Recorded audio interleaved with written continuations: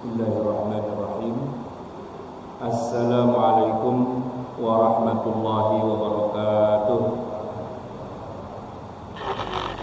Bismillah, alhamdulillah, wassalatu wassalamu ala rasulillah Sayyidina Muhammadin ibn Abdullah wa ala alihi wa sahbihi wa man wala, amma ba'du.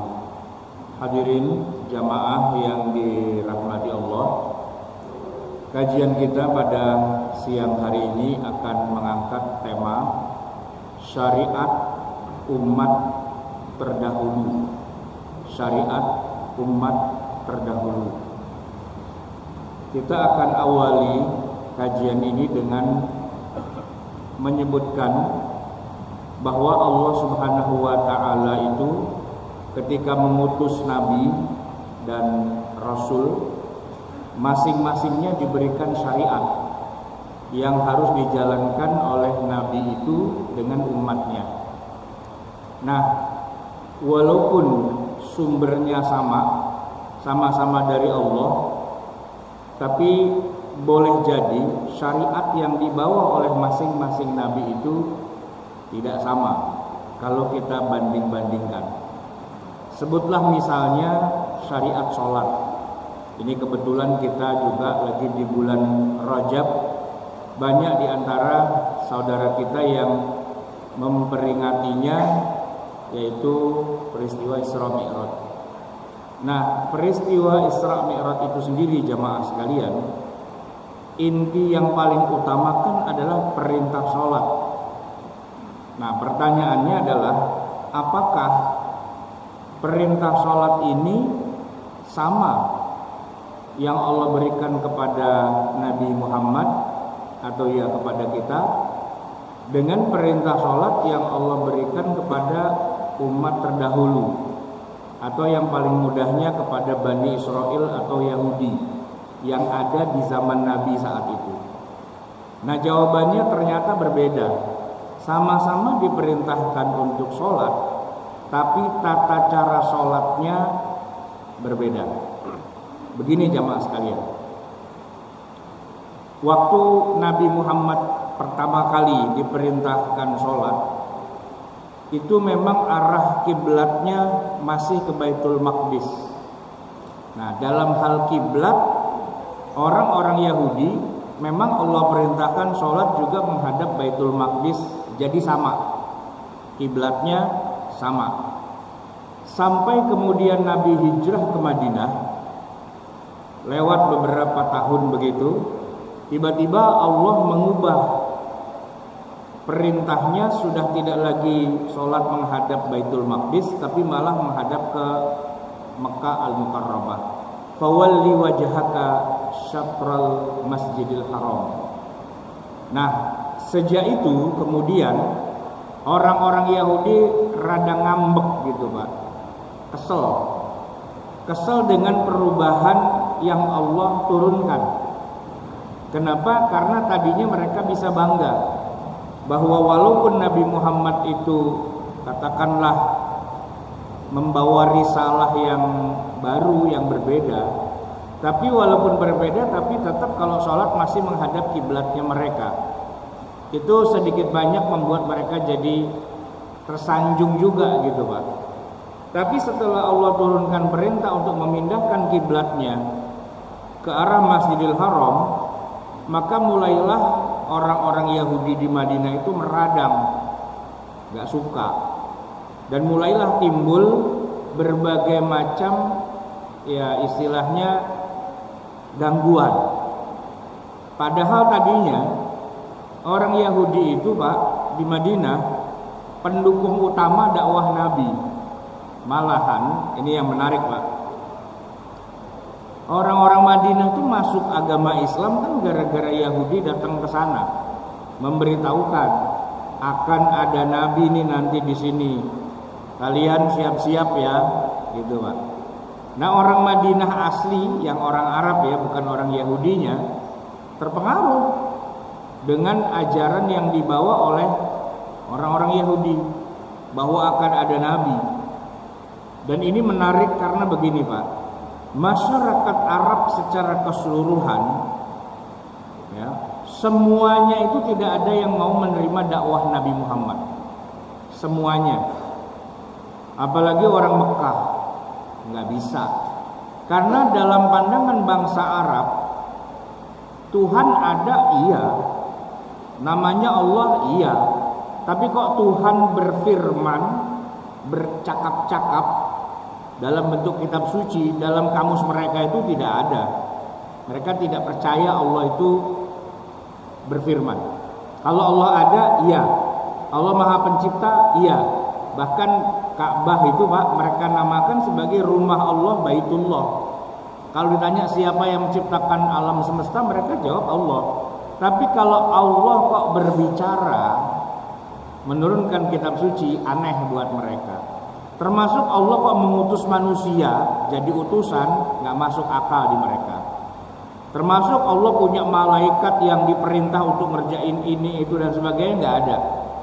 Jadi mereka itu Pak, bangsa Arab, taunya Tuhan itu Allah, pencipta alam semesta, tapi Allah nggak ada urusan dengan kehidupan di dunia. Allah aja udah gitu loh. Termasuk yang lebih parah lagi Pak, mereka tidak percaya pada hari akhir dan kehidupan setelah kematian. Nggak ada itu. Dalam pemikiran bangsa Arab saat itu, kalau manusia itu mati ya dikuburin jadi tanah, selesai sudah. Nggak ada yang namanya akhirat, surga, neraka dan sebagainya, itu nggak ada. Mereka nggak terima konsep kayak gitu Pak. Nah, konsep yang seperti itu adanya di orang-orang Yahudi, Bani Israel. Itu ada, mereka nabinya ada banyak, ada kitab suci yang banyak, dan termasuk mereka percaya akan hari kiamat, hari akhir, surga, neraka dan sebagainya, sama. Bahkan nabi-nabi mereka pun ya kita juga beriman gitu ya. Sehingga Pak, kalau buat bangsa Arab, Nabi Muhammad ditolak. Dakwah Nabi Muhammad tuh bukan dakwah khas orang Arab, itu dakwah miliknya orang Yahudi sebenarnya. Apa yang Nabi Muhammad ajarkan itulah ajaran-ajaran yang ada di dalam Bani Israel. Ada Allah yang kemudian berfirman, ada kitab suci, ada Nabi, ada hari kiamat, itu khas agama Samawi Bani Israel gitu kan. Jadi yang mendukung dakwah Nabi Muhammad itu adalah orang Madinah saja. Tapi kenapa kok orang Madinah yang notabene dia orang Arab gitu ya, kok bisa dukung dakwah Nabi Muhammad? Karena di Madinah tinggallah orang-orang Yahudi yang mengajarkan itu semua. Jadi boleh dibilang Pak, secara tidak langsung dukungan orang Madinah terhadap Nabi Muhammad SAW itu dipengaruhi oleh keberadaan Yahudi di Madinah. Nah makanya ketika Nabi Muhammad hijrah ke Madinah, ya orang Yahudinya mah fine-fine saja. Diajak, yuk kita bangun Madinah bareng-bareng dengan sebuah perjanjian yang disebut dengan Piagam Madinah, mereka fine-fine saja. Apalagi syariat yang Allah turunkan kepada Nabi Muhammad itu dalam banyak sisi sama dengan yang ada pada orang-orang Bani Israel itu. Menghadapnya sama-sama menghadap Baitul Maqdis. Puasa gitu juga Pak. Nabi Muhammad itu tidak diperintahkan puasa kecuali disuruh ikut dulu puasanya orang Yahudi oleh Allah. Ketika Nabi tiba di Madinah, beliau melihat orang-orang Yahudi itu kalau hari tanggal 10 Muharram kan berpuasa. Lalu Nabi nanya, ini dalam rangka apa sebenarnya ada puasa 10 Muharram? Orang Yahudi bilang, kita merayakan kemenangan Nabi Musa dari Fir'aun.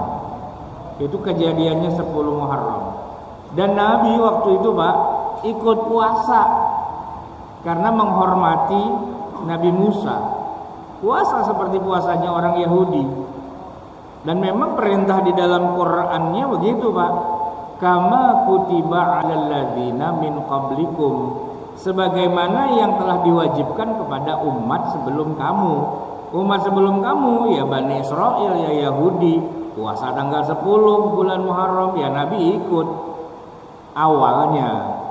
Tapi nah ini dia Pak, yang jadi konfliknya adalah Allah menyempurnakan agama Islam yang awalnya masih banyak nebeng ke agama yang Allah turunkan sebelumnya.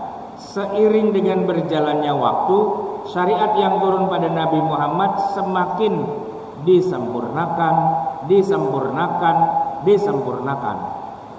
Nah, di antara bentuk-bentuk penyempurnaannya adalah dipindahinlah kiblatnya dari Baitul Maqdis ke Masjidil Haram. Itu proses menuju kepada kesempurnaan. Nah, cuma dampaknya Yahudinya Pak kesel. Kenapa? Kok tadinya ikut kita, lama-lama jalan sendiri? Nggak mau mereka Pak. Disitulah awal mula Yahudi bikin ulah, sampai nanti ketemu-ketemunya pada ribut dan akhirnya malah jadi musuh dalam selimut. Yahudi pada membocorkan rahasia negara, bekerja sama dengan orang-orang musyrikin Mekah, mengadu domba sesama kaum muslimin dan seterusnya. Nah, itu awal mulanya Yahudi itu kesel. Kenapa kok tadinya Nabi Muhammad ngikut syariatnya mereka, kok lama-lama malah jalan sendiri? Kesel. Nah, keselnya orang-orang Yahudi, termasuk Nasrani juga ya, itu diceritakan oleh Allah di dalam Al-Quran. Surat Al-Baqarah ayat 120. A'udzubillahi minasyaitonirrajim. Walan tarda 'ankal yahudu walan nasara hatta tattabi'a millatahum.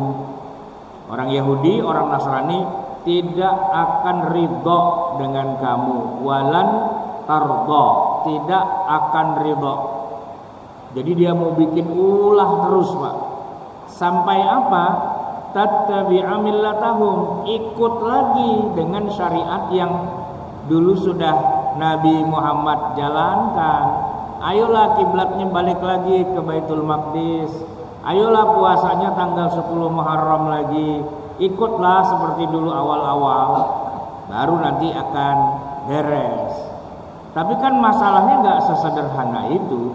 Nabi Muhammad pindah kiblat kan bukan maunya diri sendiri. Allah yang punya urusan. Puasa itu Pak diganti dari yang 10 Muharram menjadi puasa Ramadan. Itu kan maunya Allah. Nah, Yahudi nggak terima Pak dengan hal-hal kayak gitu.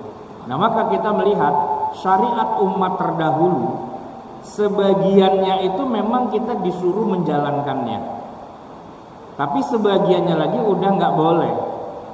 Nah, proses mana yang tetap kita jalankan dan proses mana yang sudah kita nggak boleh lagi karena kita sudah punya yang baru, itu Pak jadi salah satu sumber kajian dalam ilmu syariah yang disebut dengan istilah syar'u man qablana, syariat umat terdahulu.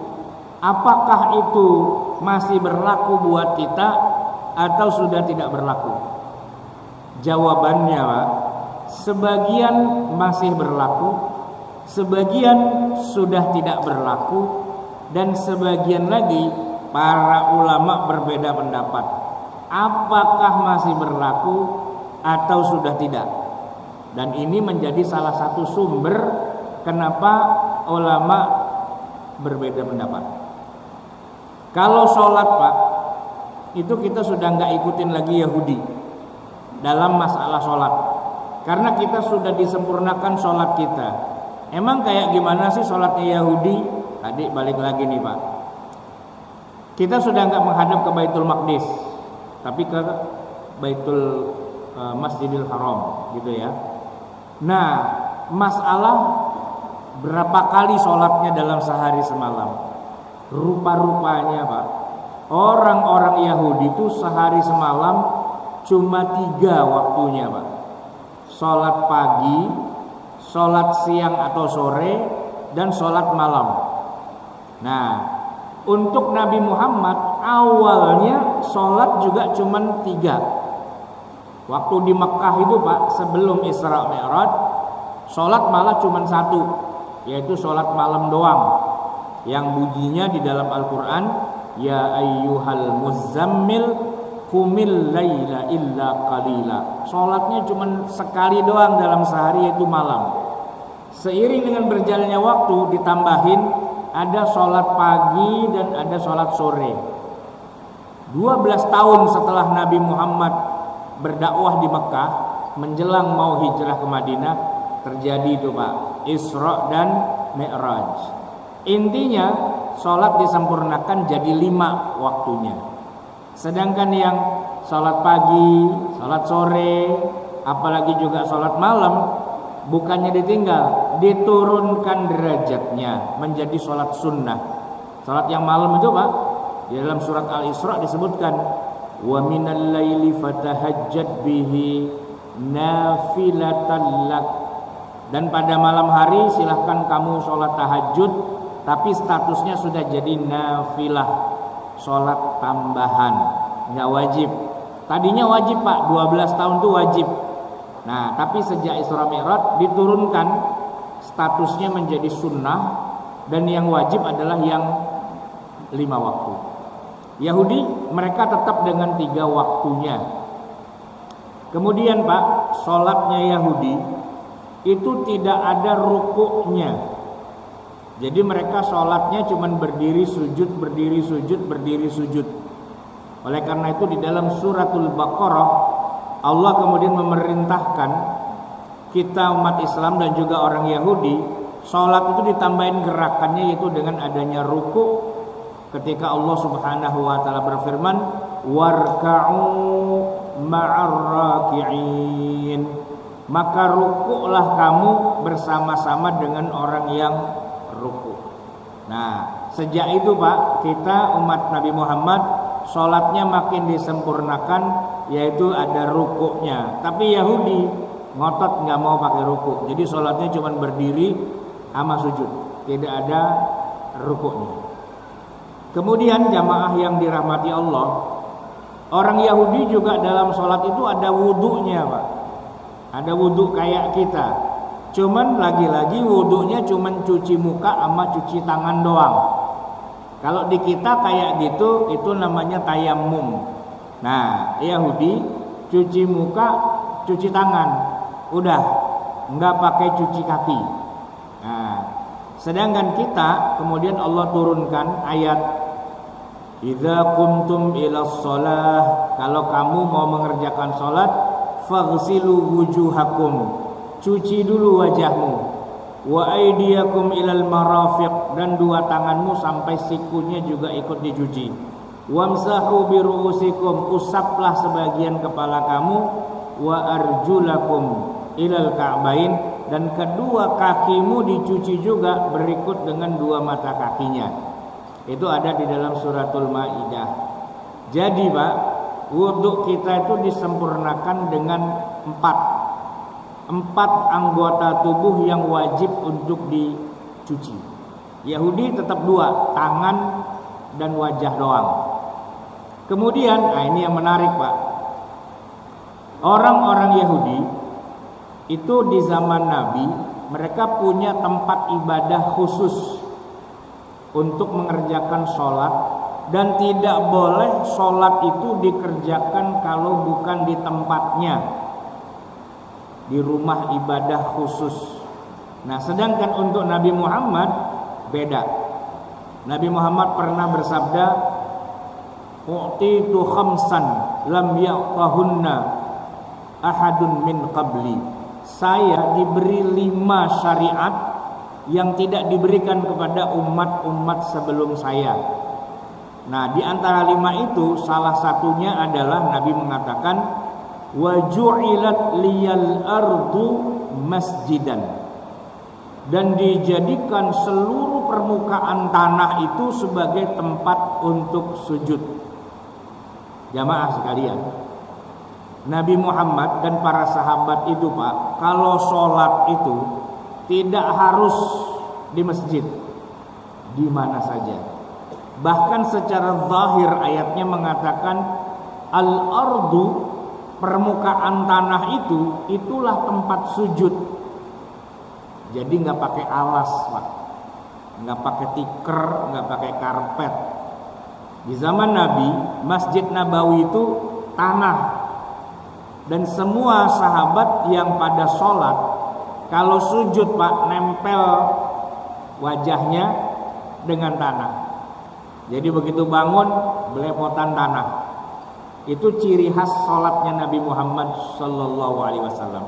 Dan karena cuma tanah, ya, masuk ke masjid itu tidak ada cerita melepas alas kaki. Alas kakinya dipakai, pakai sendal, pakai sepatu. Nabi, Pak, jadi imam itu, Pak, sendalnya dipakai. Dan para sahabat sholat sendalnya dipakai. Dan itu ada perintah khusus untuk pakai sendal, pakai sepatu. Kata Nabi, khaliful yahuda. Kalian sholatnya beda ya sama Yahudi. Kenapa? Yahudi kalau sholat di rumah ibadah mereka itu melepas sendal, melepas sepatu, taruh di luar, dan masuk ke dalam rumah ibadah dengan bertelanjang kaki karena dikasih alas. Kita nggak pakai alas, kita sholatnya langsung di tanah, maka sendalnya dipakai, sepatunya dipakai. Pernah, Pak, suatu ketika, ini kan lagi proses penyempurnaan ibadah, Nabi lagi sholat jadi imam, tiba-tiba Jibril datang, nggak kelihatan sih wujudnya, cuma tiba-tiba saja Nabi kemudian melepas sendal. Nah, sahabat nih, Pak, yang lagi jadi makmum ngelihat imam ngelepas sendal, pada lepas sendal juga. Ya mungkin dianggap ini jangan-jangan satu rukun ditambahin, yaitu melepas sendal gitu, Pak. Begitu selesai, Nabi nanya, "Woi, kenapa pada ngelepas sendal?" Ya makmumnya jawab, "Ya kan imamnya ngelepas sendal, ya kita ngelepas sendal aja." "Enggak, ini enggak, bukan rukun nih. Barusan Jibril bisikin saya, di bawah sendal saya itu ada najisnya, maka saya lepas. Nah, oleh karena itu nanti jangan sampai terulang. Sebelum masuk masjid kalian pada periksa tuh sendal masing-masing. Kalau ada najisnya dikeset-kesetin dulu di tanah di luar. Udah gitu ya dipakai, sholatnya ya pakai sendal."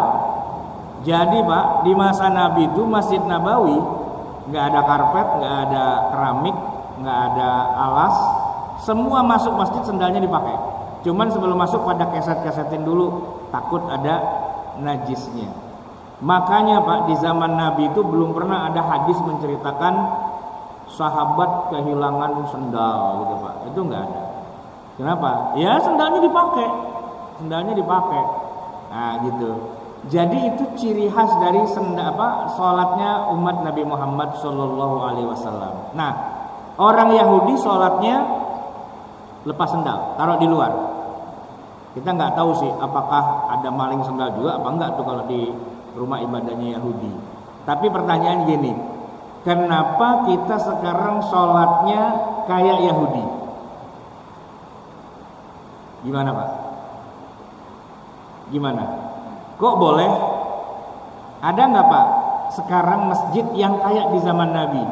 Nggak pakai alas, nggak pakai karpet, dan orang semua sholatnya pakai sepatu, pakai sendal. Ada nggak di zaman sekarang? Nggak ada kan? Nggak ada. Jangankan orang sholat pakai sendal, masjid yang nggak ada karpetnya aja susah kita nyarinya. Ya, yang nggak ada alasnya, semua pakai alas. Saya cari ubek-ubek di mana nih masjid yang katanya teman-teman saya kan ada bilang ini masjid sunnah nih gitu. Ternyata masih ada keramiknya juga. Saya bilang, wah ini nggak sunnah. Kalau yang sunnah itu yang tanah doang gitu, Pak, itu sunnah gitu. Ada nggak sekarang masjid yang sunnah sesunnah-sunnahnya? Ada, Pak, kemarin saya lewat masjid di pinggir jalan tuh sunnah banget, belum jadi, Pak, masih tanah doang. Nah ini dia nih, ini masjid paling sunnah ini, Pak, ya kan? Ya cuman emang ada panitia lagi bawa serokan, ayo pada nyumbang gitu kan. Saya tadinya mau nyumbang, nggak jadi dah. Kenapa? Kalau saya nyumbang ntar duit terkumpul dia bikin keramik, kan nggak sunnah lagi, Pak. Wah, saya dosa nih bikin masjid jadi tidak sesuai dengan sunnah. Jadi saya nggak jadi nyumbang, Pak, biarin aja begitu, karena itulah yang sunnah. Ini ngejok aja nih Pak ya. Jadi gini Pak, tadi kan saya bilang, apakah syariat umat terdahulu berlaku buat kita apa tidak? Jawabannya kan tadi jelas Pak. Ada yang tetap berlaku, ada yang tidak, ada yang khilafiyah. Nah, untuk yang pakai sendal ke masjid itu Pak, ya, nggak apa-apa kita ikutin Yahudi, gitu. Jadi ya kita lepas sendal, kita kasih karpet dan sebagainya. Ini nih Pak, syariat kayak gini nih syariat Yahudi sebenarnya Pak. Cuman kalau kita ikutin nggak apa-apa, karena Nabi membolehkan. Karena Nabi kemudian diriwayatkan juga pernah beberapa kali dia sholat di atas alas dilepas sendalnya. Sama dong sama Yahudi, iya nggak apa-apa. Karena apa yang Allah perintahkan pada Yahudi itu kan datangnya dari Allah juga. Di bagian tertentu sama boleh, di bagian yang lain nggak sama nggak apa-apa, gitu ya. Nah ilmunya itu ada di sisi Rasulullah. Kalau Rasul bilang oke, kita kerjain. Kalau Rasul bilang jangan, gitu ya. Nah oleh karena itu dalam beberapa hal kita sama Pak dengan Yahudi. Termasuk nih Pak, nih ruangan ini nih Pak. Kita bilang namanya mihrab, tempat imam. Ini nih Yahudi nih Pak. Rumah ibadahnya Yahudi itu mihrab namanya, ruangannya. Lihat aja di dalam Al-Quran, Nabi Zakaria, ya kan? Itu ibadahnya fil mihrab. Dalam bangunan Masjid Nabawi di zaman Nabi Pak, nggak ada selong masuk ke dalam gitu, nggak ada. Ya udah lempeng aja, imam aja, nggak pakai ada ruangan buat imam. Kenapa? Ya karena nggak perlu. Tapi pertanyaannya, misalnya kita bikin mihrab gimana? Kayak Yahudi boleh nggak? Boleh. Ini Yahudi Pak. Apakah semua yang dari Yahudi itu haram? Oh enggak semua. Karena toh dari Yahudi itu Pak, itu dari Allah juga kan, nggak apa-apa, ya kan. Tapi kalau kita mau bikin masjid nggak pakai mihrab boleh nggak? Boleh. Nggak pakai keramik boleh nggak? Boleh. Ya, boleh aja. Jadi kita masuk masjid pakai sendal nih, boleh. Nggak masalah juga, karena itu bukan hal yang prinsipil.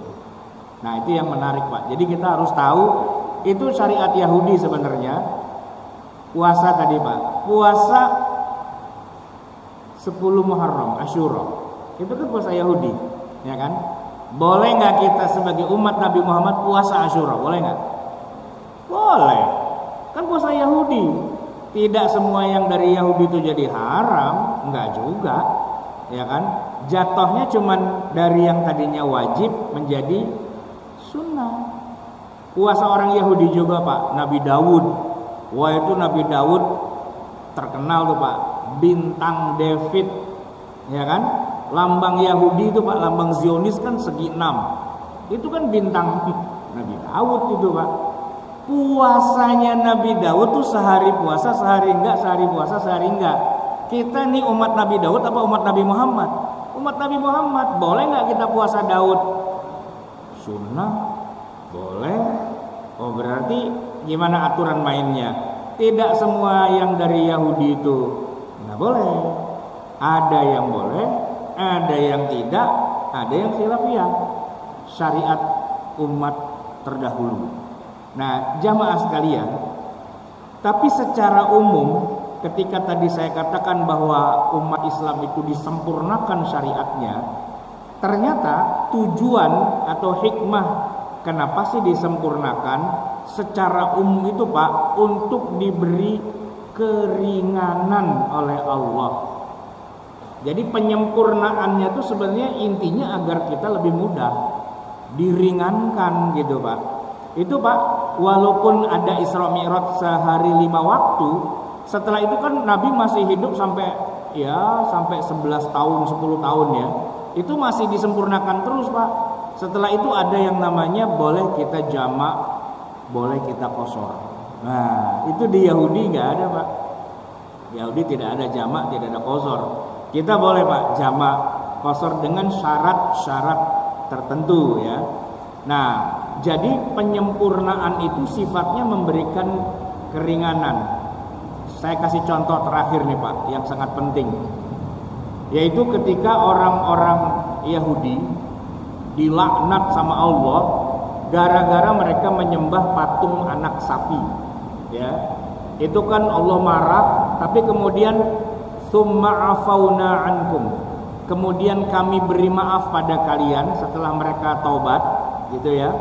Setelah diingatkan nggak boleh menyembah patung anak sapi, diingatkan, lalu mereka suruh bertaubat. Tapi Pak, syarat taubatnya itu yang berat Pak. Fatubu ila bari'ikum faqtulu anfusakum. Serem itu Pak. Cara taubatnya disuruh membunuh diri sendiri. Mau taubat, mau masuk surga, bunuh diri. Gitu. Itu bagian dari cara taubat Pak, bunuh diri itu. Saya lagi mikir-mikir, jangan-jangan orang Jepang dulu pernah kena dakwahnya orang Yahudi itu Pak. Kalau gagal dia harakiri, gitu kan. Nah ini Pak, orang Yahudi disuruh taubat itu, fatubu ila bari'ikum, taubatlah kamu, faqtulu anfusakum, dan bunuhlah diri kalian. Udah, itu cara taubatnya begitu Pak. Nah kita begitu nggak cara taubatnya? Kagak boleh Pak. Wah, bunuh diri malah kagak masuk surga Pak, masuk di neraka terus-terusan itu Pak ya. Nah cara taubat yang lain selain dengan cara membunuh diri adalah dengan cara bikin pengakuan dosa. Bikin pengakuan dosa, berikrar mengaku dosa. Nah itu kita masih lihat tuh Pak di gereja tertentu, ya mereka datang kepada pastor gitu di bilik atau di kamar gitu, kamar pengakuan dosa. Pastor, tadi malam saya berzina, gitu kan? Kata pastor, ya sudah nak, semoga kamu diampuni. Tapi berzinanya sama bininya pastor. Lu apa lu? Nah, gitu. Nah itu harus ngaku Pak. Nah dalam Islam tidak begitu Pak. Orang kalau mau minta ampun, mau tobat, kalau pakai ngaku di depan umum malah kagak diampunin. Iya Pak, nggak boleh pamer. Semalam dong gua mabuk gitu. Semalam dong gua apa gitu, nggak boleh. Justru kalau punya dosa harus disimpan. Kuburkan dosa itu, jangan sampai ada yang tahu. Jangan sampai malamnya kita berdosa, paginya kita minta ampun, siangnya itu kita gali lagi kuburan dosa kita itu dan orang pada tahu. Begitu orang pada tahu, wah itu jadi urusan itu, nggak diampuni malah. Jadi tidak ada istilah pengakuan dosa. Yang ngaku dosa sama Allah aja, berdua doang. Ya kan, ya Allah saya berdosa, saya udah. Tapi jangan cerita sama siapapun. Justru dengan diam, tutup mulut, dosanya insya Allah malah akan diampuni. Tapi kalau kita buka mulut seperti yang dilakukan oleh Yahudi, wah itu malah nggak selesai. Bapak masih ingat kan cerita tentang orang yang membunuh 99 nyawa lalu sampai jadi 100, ya kan? Kenapa dia harus ketemu dengan pendeta dan bilang, wahai pendeta saya sudah bunuh 99 orang, ya kan?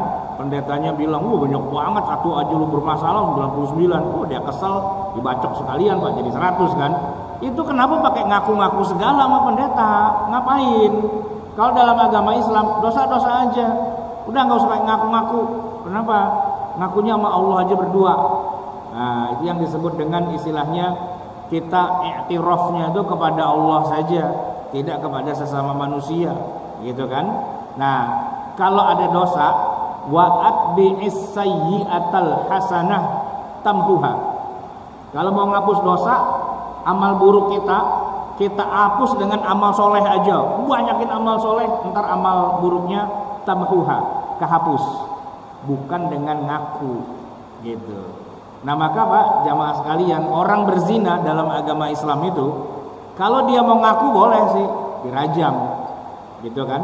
Tapi kalau dia nggak ngaku Pak, dia nggak ngaku, nggak ada saksi pula, apakah dia harus bikin pengakuan di depan hakim, wahai tuan hakim, saya minta dirajam?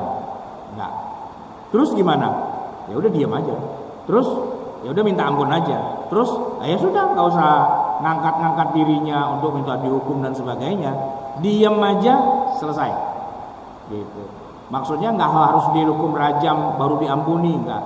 tidak ada rumusnya dalam Islam orang berzina kalau mau diampuni harus dirajam dulu, enggak. Atau harus dicambuk dulu, enggak. Orang berzina itu Pak, kalau mau diampuni syaratnya cuma satu, taubat minta ampun. Gitu. Kalau ada saksi, saksinya ngelaporin dan syaratnya terpenuhi baru dia kena. Ya kalau dia mau dia bisa aja ngaku. Tapi ingat Pak ya, zina dalam sejarah Nabi Muhammad itu boleh dibilang nol kasusnya.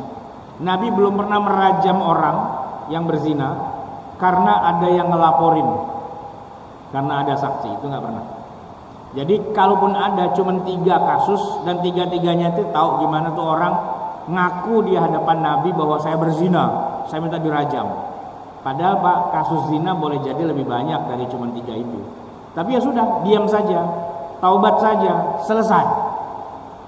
Itu penyempurnaan syariat kita Pak. Jangan kita masih ke bawah-bawah dengan syariat Yahudi yang dulu. Itu udah dihapus Pak, udah nggak berlaku, udah nggak main zaman sekarang. Jadi kalau sekarang kalau berdosa enak Pak ya, bukan masalah enaknya. Tapi minta ampunnya ya udah diem aja, nggak usah pakai ngaku-ngaku bikin pernyataan pengakuan dosa dan sebagainya, enggak. Itu agama lalu. Agama Nabi Muhammad dosa minta ampun taubat kepada Allah saja, berdua saja sama Allah.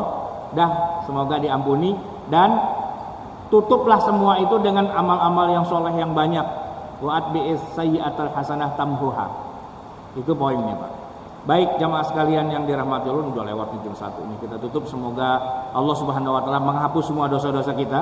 Semoga Allah sempurnakan agama dan ajaran Allah yang kita sudah bisa laksanakan.